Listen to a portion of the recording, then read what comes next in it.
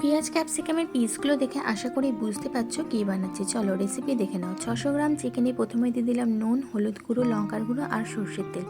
Marinate করে রেখে দেবো। এবার তেল গরম করে তাতে গোটা গরম মশলা, তেজপাতা ফোড়ন দিয়ে দেবো পেঁয়াজ কুচি। পেঁয়াজটা একটু ভাজা হয়ে আসলে দিয়ে দেবো আদা রসুনের পেস্ট।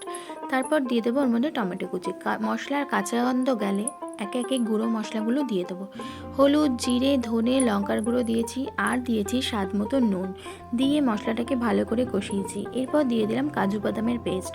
তারপর ওর মধ্যে আগে থেকে ম্যারিনেট করে রাখা চিকেনটা দিয়ে দিয়েছি আর দিয়ে দিয়েছি ফেটিয়ে রাখা টক দই।